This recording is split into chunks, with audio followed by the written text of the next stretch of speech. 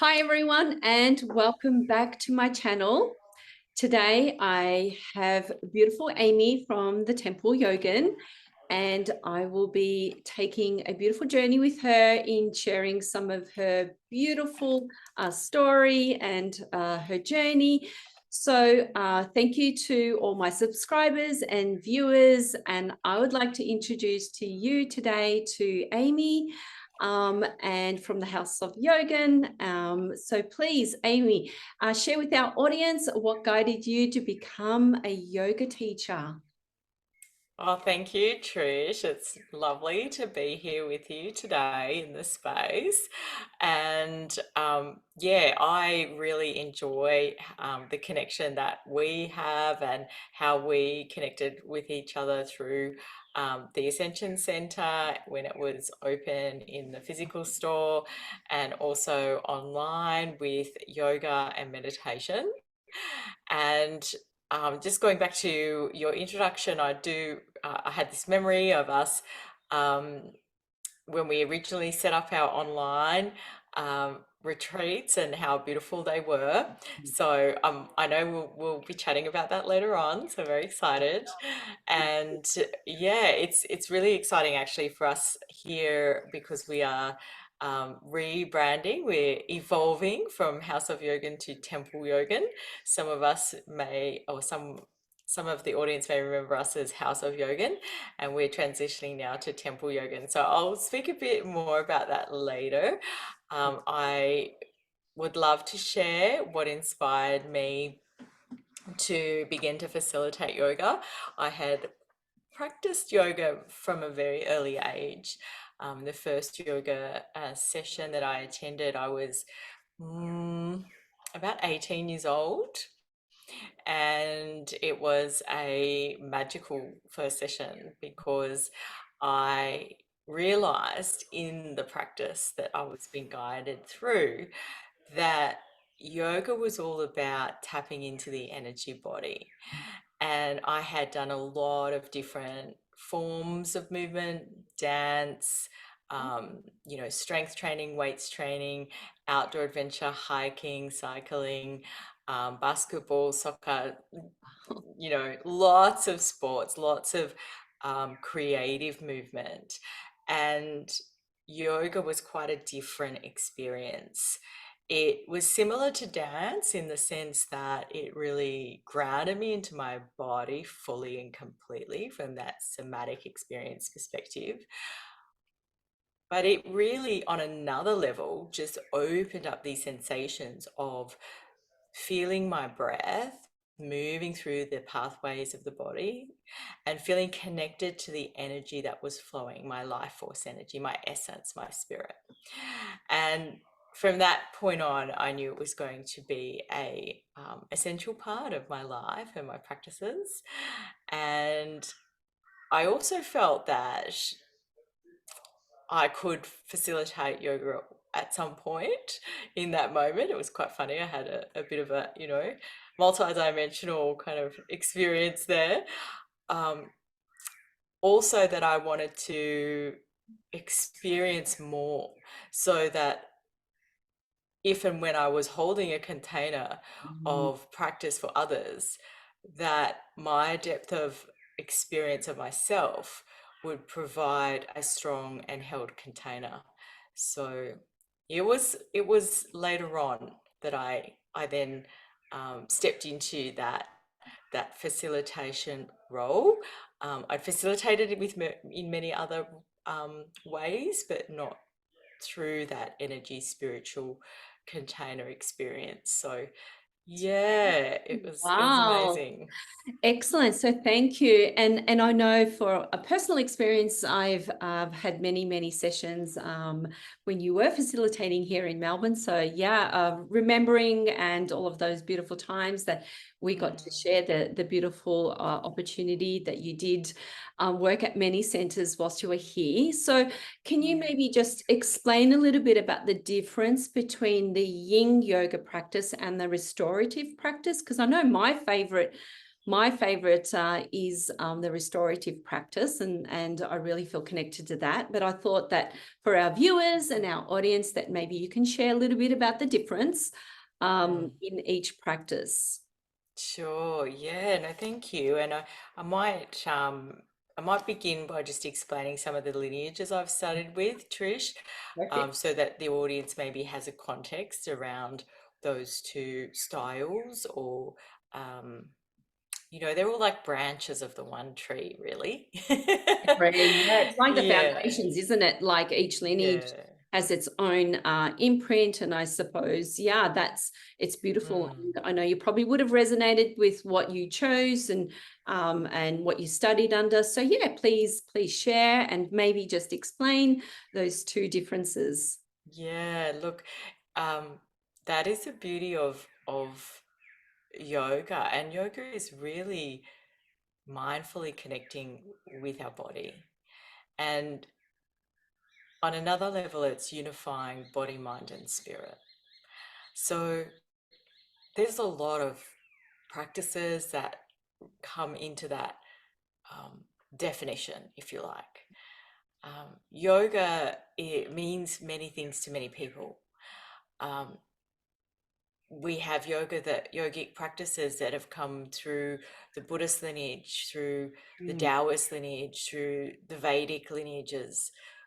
There is also yoga through the African lineages, Wow. through Egypt and through Kemet, the ancient land of Egypt. So uh, yeah, it's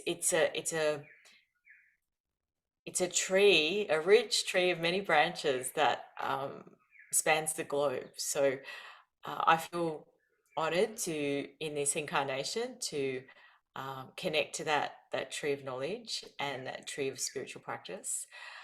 For me, I was drawn very much to the Hatha yoga when I was younger.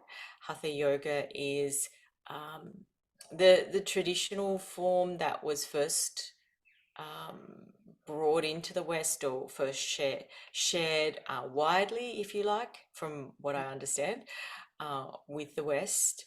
And it has perhaps less of a dilution to some of the other lines that were more then developed as quite physical practices like Ashtanga, Vinyasa, Wow. um, and flow yoga, if you like. Okay. So these were all really physical. Yeah. Hatha is about connecting to the breath, and through connecting to the breath in postures, we can then contact or be in that spirit essence of who we are. Wow. And so it's quite a non-physical practice, even though you're doing physical postures.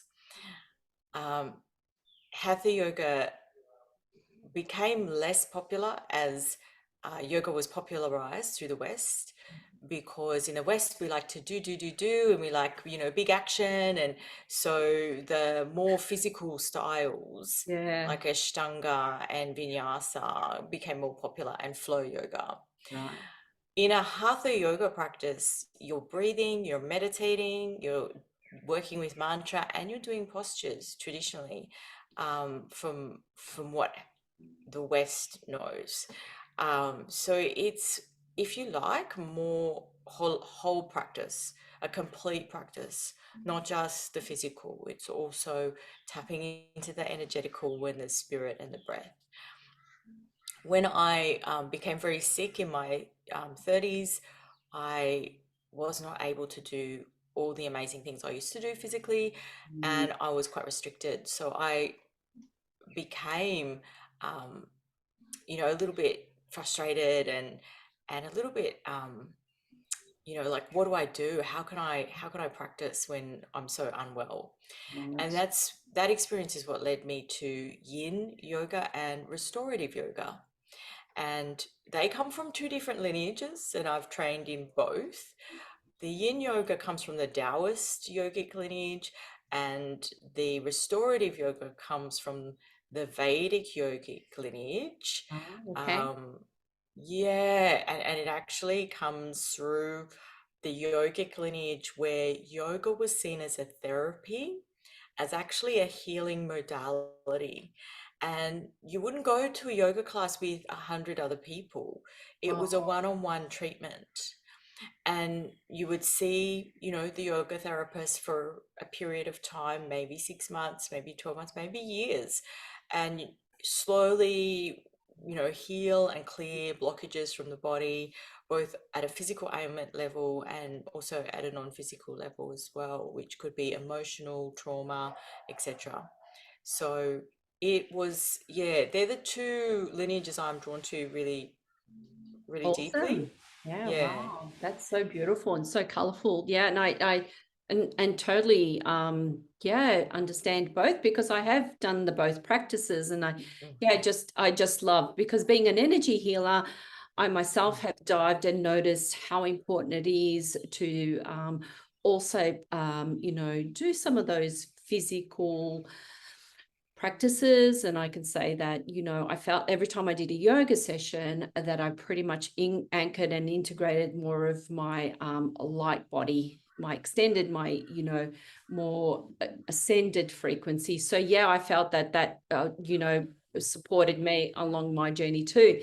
So let's just maybe just share our final, let's talk a little bit about our up and coming online mini retreat that's happening in October. And this is a perfect time to announce what we will both be doing, how we combined our two beautiful talents and our spiritual work alongside, and where people can then, we'll offer them this opportunity that they can join us. Yes, in our Yeah, mini retreat. absolutely. I would love to. I've realized I probably didn't answer your question earlier. Oh, okay. That's all right. That's all So for the audience, I might just right. answer the question. Yes, As yes, we talked about a lot of the lineage side and how I connected to it. yes. But the why yin yoga and why restorative yoga? Yin yoga comes from the Taoist lineage, and it is really aligned to um, the health of the joints Okay. and the organs. So it's a practice that works on the myofascial level. And unlike perhaps some of the other stronger styles of yoga in terms of, physical movement, Okay. rather than muscular, looking after the muscular skeletal, it's more myofascial.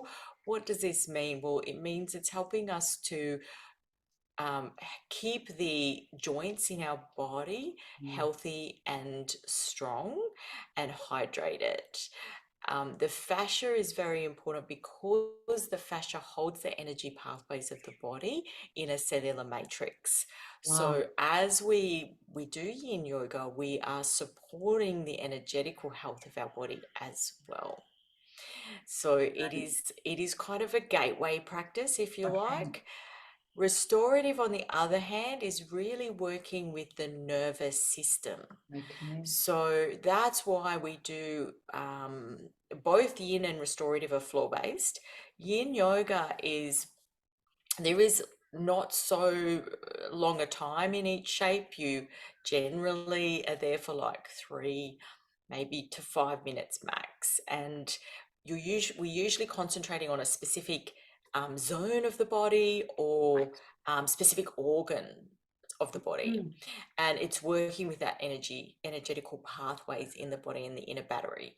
When we go across to restorative yoga, we could be in one shape for 15, 20 minutes, maybe even half an hour, Right. because you're really going very deep into the nervous system.